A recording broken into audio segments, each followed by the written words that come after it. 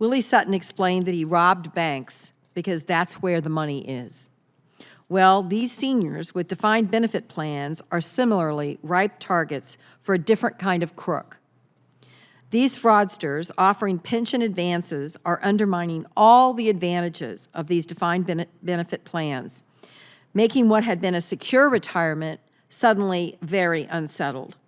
Worse still, these folks are targeting some of the pillars of our communities, our firefighters, our teachers, our veterans.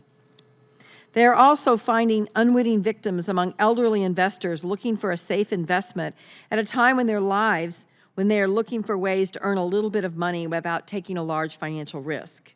It truly is an impressive scam that is able to take advantage of both sides of the financial transaction, the investor and the pensioner. There's only one state in the country where pension advance companies are not trying to take advantage of teachers, veterans, and firefighters, and that, I'm proud to say, is in my home state of Missouri. But there's a market out there for people who need a large sum of money.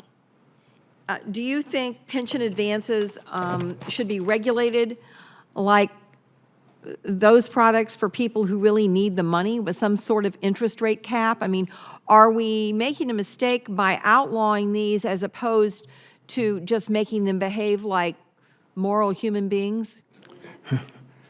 That would be a good start. I think that first of all, you have to distinguish between the payday lenders and the other predatory products that are out there. What is unique about these pension advance companies, and it was a great surprise to us, was that they are much smaller in size. Many of the other predatory lenders are now, publicly held companies, and these were pretty much thinly capitalized corporations that had absolutely no skin in the game. There's also the possibility to use the guaranteed stream of income in order to secure a loan from a more responsible and regulated source. So you could go to a credit organization or a savings and loan to be able to take out the loan and then secure it.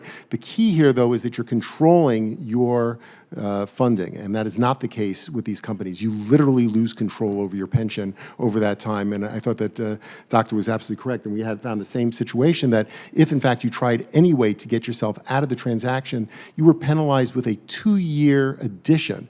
That is 2 years, in their case, of almost $3,000, so we're looking at a $25,000 penalty.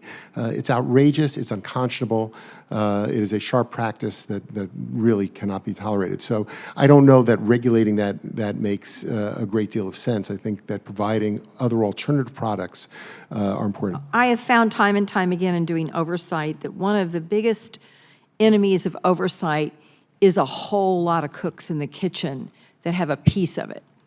And because then when there's something bad going on, everybody does like this. Well, why isn't, I mean, it's to Mr. Rossman's point, things aren't being enforced. If we were to work on a legislative action around these scams, where should we place primary responsibility for oversight for these products?